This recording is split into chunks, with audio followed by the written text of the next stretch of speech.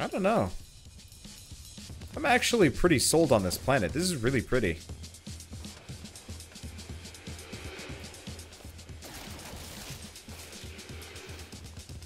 Like the just massive amounts of green grasses and fields and stuff. It's really nice. It doesn't look like there's any critters on it. The only thing that this area kind of is missing is a lack of an exploitable resource, I guess. And water, mainly. I think I'll still find somewhere else, though, but this is solid.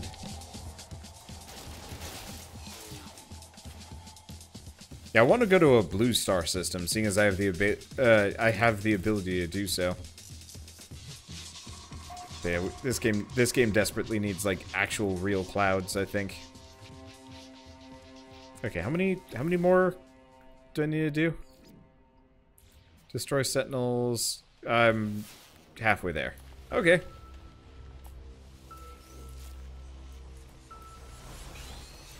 Luckily, I believe, yeah, this is a hostile Sentinel planet. So all I have to do is just wait around and they come straight for me. And they give me the courtesy of scanning me first so I can be the one to initiate combat, which is really, really satisfying.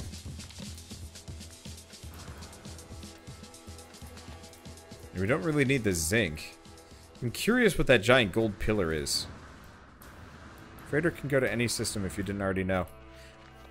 I actually didn't know that, but I have the ability to go anyway.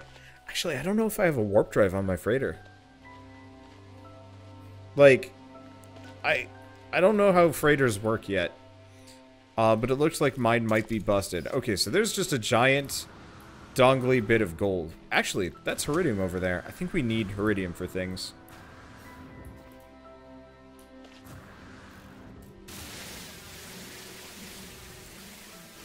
Okay, that is a very strange deposit of Heridium, but hey, I'll take it. I needed something better than nothing.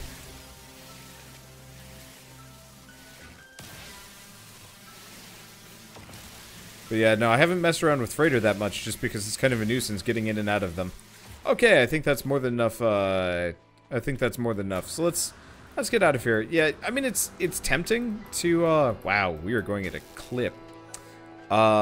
It's tempting to move here, but I still think I can find a more interesting planet, even though this is definitely one of the prettier planets I've ever been on. Warp drive is in tech slot on Freighter. Yeah, see, my tech slots are broken. I haven't been able to, oh, waypoint detected. Huh.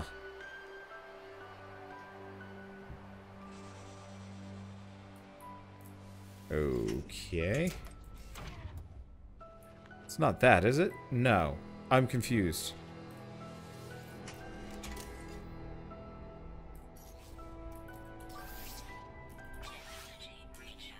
I'm not entirely sure what that means. But yeah, I'll see if I can... I'm gonna go looking for a better freighter later. Let's just fly around for a second. It gave me like a weird notification. It said a waypoint detected. Does that gun dash jetpack to fly faster trick still work? Yup. Works great. Use it all the time. It's super satisfying. Well, we might as well see what this this planet is like. I feel like my ship is just faster now.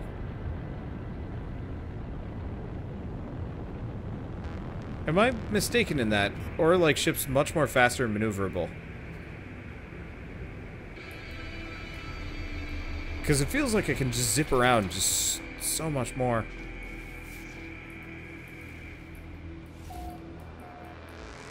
Okay. Well, we got a thing over there. I mean, mainly I just gotta find one Sentinel to shoot in the face. But yeah, I don't know. I really like the gun dash thing. I wish it was a bit more reliable. I've said this in past episodes, but I absolutely would love it if the upgrade system was much more like was much more, like, in-depth. Like, it would be really cool if there was kind of like a straight-up, like, upgrade system, so you could have, like, you could boost your movement speed, you can boost your like, melee damage, jump height, jetpack, obviously. We've already got that, but it's kind of minimal. But, like, I don't know, it'd be really cool if, like, you could eventually run 2 to 3 times faster and, like, really zip around if you wanted to. What is... Oh, it's just Spidonium. My kingdom for Sentinel to shoot in the face. I should have stuck around on that hostile moon. Oh. Planet has a bit of a view. I don't know if it's 2 moons or what.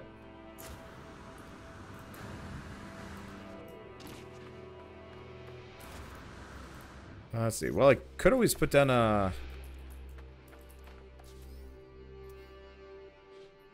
Jeez, it's always super expensive. I really wish summoning your craft was not nearly as painful. I'm gonna put this down. We're just gonna go find a drop pod. I might as well boost up my inventory space. Every time I play this, I'm actually super tempted to just cheat. While I'm, like, exploring planets so I can summon my ground vehicles. Because they're actually one of the coolest parts of the recent updates. And I can't use them generally because they're just such a pain in the ass to have the resources for every single time you make planet landing. Like, if I was on a planet for, like, an hour because there's actually some reason to be there, cool. But I'm usually there and then I lift off and go away. You know, that'd actually be an amazing thing. If every ship could actually transform into a different vehicle. Like, how boss would it be if, like, I could press a button and this thing would land, and then I could drive it, like a car. It's possible to destroy the smaller cargo vessels that surround freighters. I don't think so. I've never experimented with it.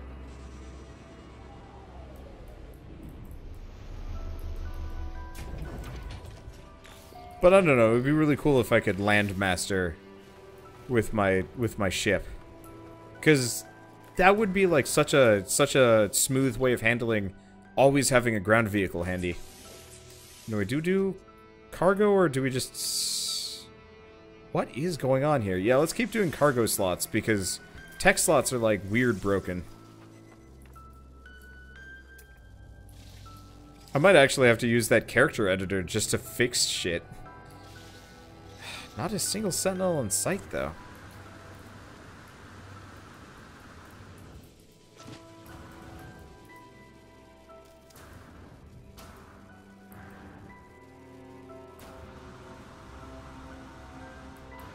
Well, do we go back to that moon? Let's go back to that moon. No Man's Sky in desperate need of collapsible motorcycles. Hell yeah.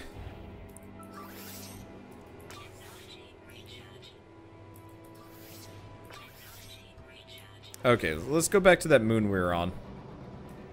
Was it this one? Might not be this one. I haven't been there. Unknown planet. Okay, the moon of Vetselmart. Oh, I didn't realize we were on Space Walmart there.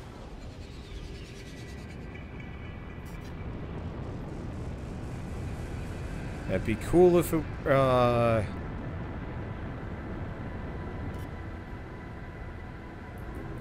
that'd be cool if there was, like, Space Walmart. I guess that's exactly what all the space stations are. I'm not really seeing much of anything here. I was really hoping that we'd get, like, a POI nearby. Okay, let's just land in this. Yeah, it really does feel like, atmospheric flying has been improved. Okay, so the Sentinels are frenzied around here. Ah, that explains why there are even more of them here than there were on the other one. Yeah, I really want to do a sci-fi D&D campaign at some point. I mean, I've toyed with the idea. Let's talk D&D, seeing as. So if you guys don't know, oh, dude, there's bluegrasses on this planet too. Oh, I don't know. I think I might actually put that beacon down and come back here later. Or consider coming back here later. But like, I really want to do a D&D campaign at some point where I have the entire party just make regular characters. So, you know, sorcerer, wizard, fighter, cleric. They added a maneuverability stat. Check it out. Oh, that would explain it. I'll have to take a look at my ship. Cuz I'm like, I'm just zipping around like some kind of insane fighter craft, and it feels so weird. Yeah, so I'll check it out in a second. But so I just want to do a D&D campaign where I have everybody make generic ass characters. You know, they can have backstories, they can have any number of things. Totally normal. We do 3 sessions. First session, you know, getting to know everybody, basic, like, plot motivations, yada yada yada. The standard D&D stuff. Second one is, like, kind of a basic dungeon crawl. Maybe, you know, dungeon crawl kind of carries on to, like, 2 or 3 episodes or something like that. And then, like, on episode 5, they get abducted by aliens. And suddenly it's a space opera where the party are like wizards and fighters and shit, and they have to kind of deal with the fact that you know, there's spaceships and laser guns and stuff. But I think one of the points would be there's no magic in like the spacefaring civilization. It's actually just like you know, pretty maybe Star Warsy, except for without the Jedi. So let's put down a beacon. Oh, I don't have that stuff, because... Did I just leave it there? I must have just left it there. Well, that's okay. I'm gonna put down the, signal booster. We're just gonna screenshot the, We're gonna just screenshot this, and then I can come back later, maybe. Why have I not run into a single Sentinel this entire time I've been running around? I'm kind of offended.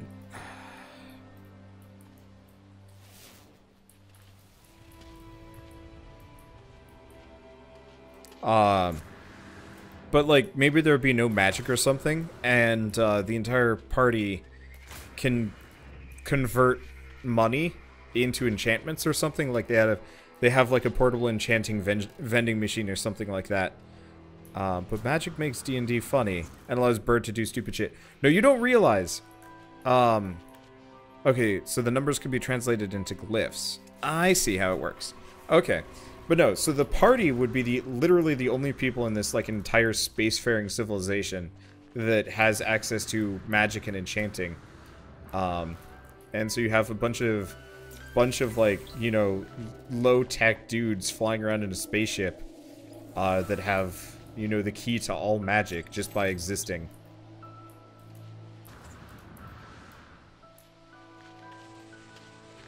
Not a single goddamn Sentinel. Come on.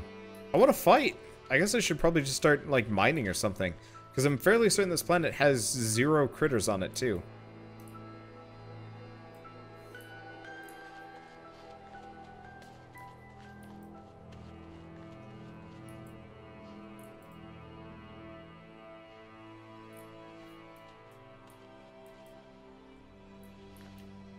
Ah! I guess I'll just start, I guess I'll just start chopping down trees. Something's gonna get pissed at me for this, right? I haven't had a supply of carbon in quite some time. The range on this thing is insane, actually. I don't even care. Was that it? Nothing? Ah, there you are. Thank God. Die.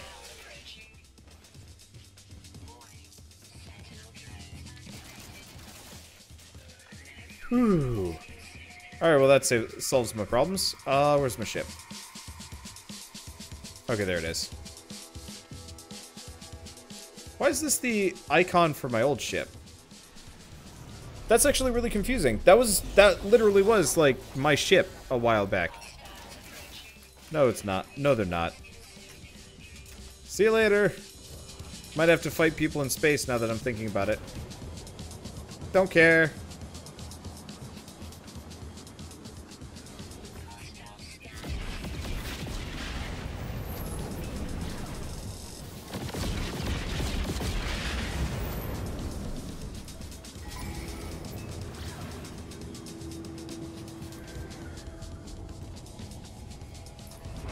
Seems reasonable.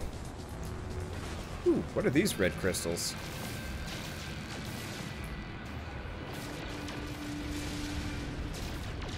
Ah, just aluminum. Small quantities too. It's my perfect planet moon to make a base on. Probably? Maybe? I'll think about it. I thought I was getting scanned by things. What's this? Oh, return to the mission agent. Okay. I thought I was gonna get attacked by spaceships, but nope, didn't work. But yeah, I don't know. I'll think about like how I'd handle that setting. I think it would just be kind of like a fun side thing. Oh, that really is the exit or the entrance. The symbol is just covering it up in its entirety, so it's just like that can't be it. Oh well, doesn't really matter to me.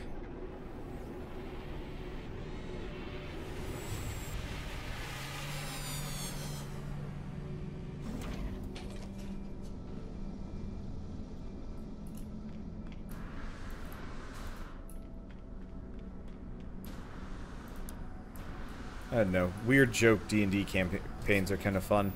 I've also considered doing like a D&D campaign at some point where there's like the game, like the campaign is glitched and like I actually put in exploits and like weird loopholes and like just I don't know how many of you guys ever did the supply and demand thing in Fable 3. No, not Fable 3, Fable 1. But in Fable 1, you could buy a merchant's entire stock of stuff. I'm sorry, I just turned in 3. You buffoon. Ah, god damn it. Yeah, the beta D&D. Well, I guess I gotta pick some more up. It's annoying.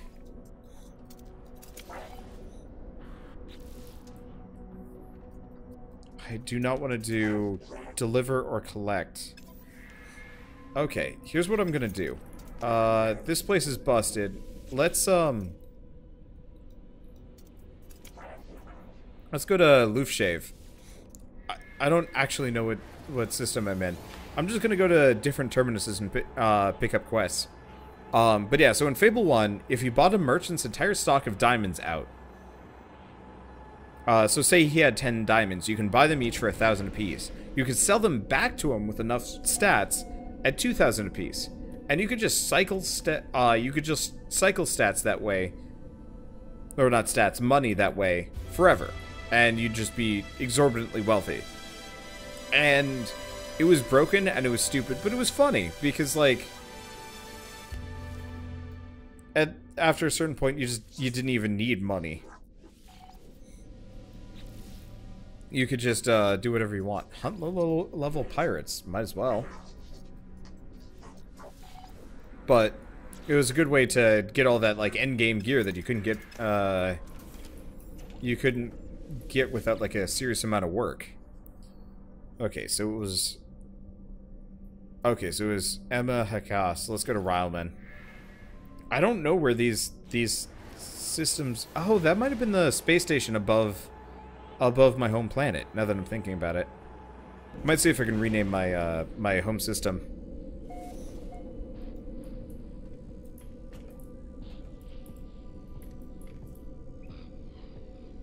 But I don't know, it'd be cool to have like glitches and exploits and like weird dumb stuff just snuck in. Like not even like that major, just like little bits here and there. That the players might be able to find and exploit. And the entire purpose of it would be a campaign that finishes within, I'd say, within like a couple of weeks. You know, not actually like this big lengthy campaign or something like that, but just mildly broken, short and sweet, and then done forever. So yeah, let's go back to my home base. Okay, renamed a planet, my system. That's cool. I wonder if I can actually, can I, like, save my base design and redeploy it on other planets? Because that'd be super satisfying. Let's see if I could actually move around. Ah, Okay. Okay. Now, there's just something about moving around on this planet that just doesn't work anymore. The performance just... I don't know what it is. I've also scanned everything here. I'm gonna have to tear this place apart, but I think I'm gonna have to do it at a completely different time. I should visit it. I'm not sure if I can stand being in that system. I'll take a look at it though. But I'll have to. I'll do it later. Right now, just I can't stand that. That is some performance.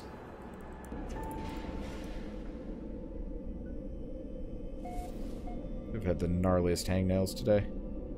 It's been really dry here. And then going to the gym, which always, you know, dries me out even further. My finger has just been turning into, I mean, it just hurts. It's awful. If you have perfect skin, pray you keep your perfect skin forever. Okay, so Cold Duel is just something I just go out and fight people. Awesome.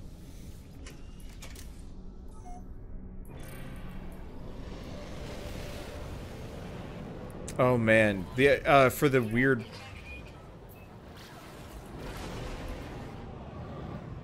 weird quote-unquote broken campaign, I think it'd actually be cool almost if I asked the players ahead of time. Let's see, where's this sucker?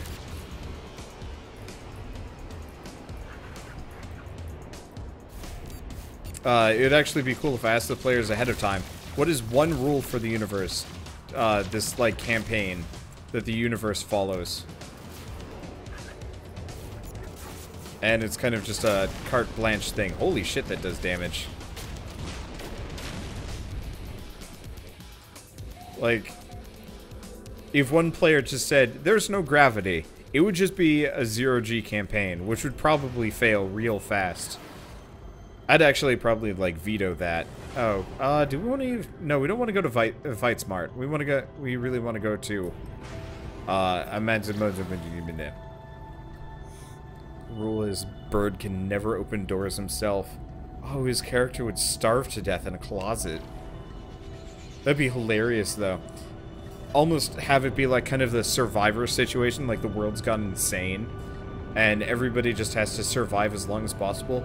They can give the world one rule, and they can also, but they themselves have to have one or two rules associated too.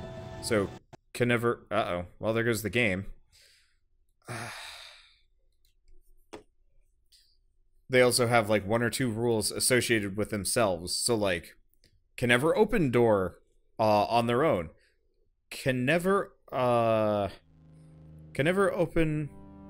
door on their own, and like, I don't know, just some other stuff. If it was a sci-fi space campaign, 0G might be interesting. Yeah, it could be.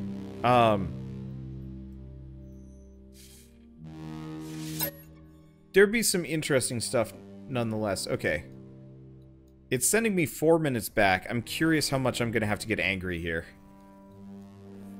Because if it sends me too far back, I might just get angry and just move on for the night. Unfortunately, the most recent update has kind of made the game way less stable than it used to be, I guess. I guess that's the easiest and nicest way to put it. But it has been kind of frustrating. So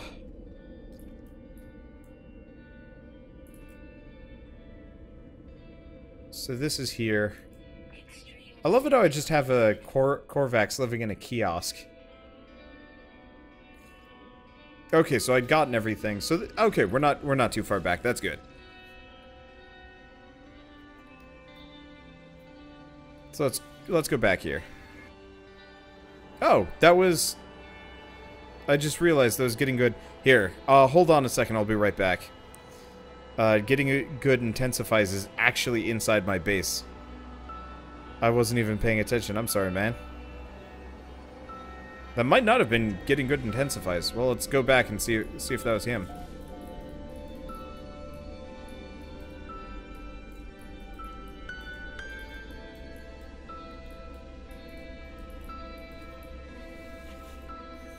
Let's see. You need a critical fumble table.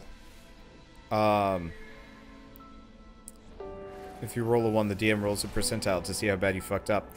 I think it actually would be really... Well, okay, so... I don't know how many of you guys have been paying attention to the most recent couple of episodes from Grave of Man, but Bird got the Great Axe of Wonder. And then he enchanted it, so it's the Flaming Great Axe of Wonder. Yep, there he is. For those of you that have never seen another player in this game, that's it. And is getting good intensifies. There's already a monument in this system. But that's cool. And he just hopped in his ship and flew away. I don't actually know. I assume he was in my base. Whatever. But yeah, he's gone.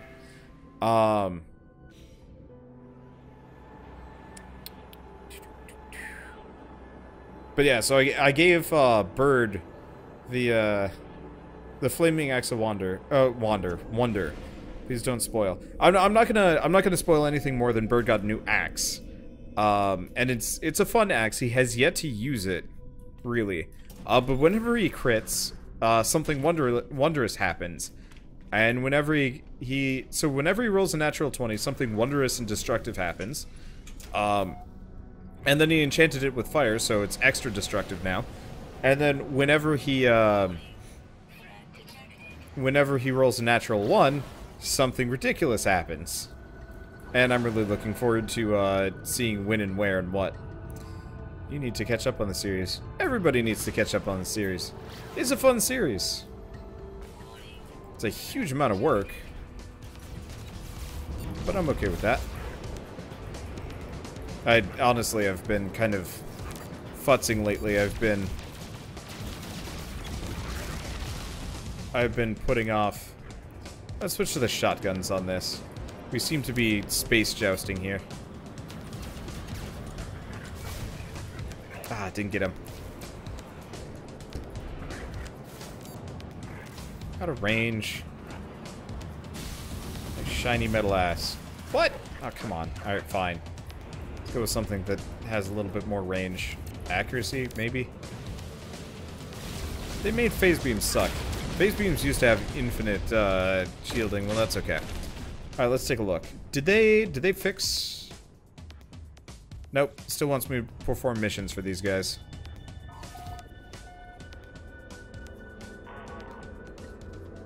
It's just kind of busted. Okay. Stupid rule. Player's character can only speak in rhyme. I would only give that... I would only allow that if the person can prove they're not going to screw it up. So I've played D&D for years, and my character was cursed, and by proxy me. I was cursed to only speak in rhyme. You know, you think it's like a really funny joke thing. It's really hard, and I think I took like a substantial amount of damage whenever I'd get I'd take like a ton of damage whenever I'd mess up, which was not fun. Because like you'd think it would be really funny to have a player that can only speak in rhyme. This game is performing like ass now. Oh, it's the textures. I'd up the textures and it is destroying it. Okay. I couldn't do it. I really could not speak in rhyme. It just didn't work. Yeah, you have to have a good vocabulary and you have to be really good at thinking on your feet. And to be totally honest, I can't have everybody speak like Yoda. Yeah, see, that's another thing. Like, you're just gonna pissing off a player with that kind of limitation. Okay, so I actually, well, no. I got to kill some Sentinels, so we'll go with that first. How many? 8? Sounds like a fun challenge and a bard. The only way I would require that though would be if the other player volunteers to do it. So if somebody said, "Hey, I wanna be cursed so that my character can only speak in rhyme," I'd be like, "I'm are you sure? And they'll be like, heck yeah. And I'll be like, all right, good luck.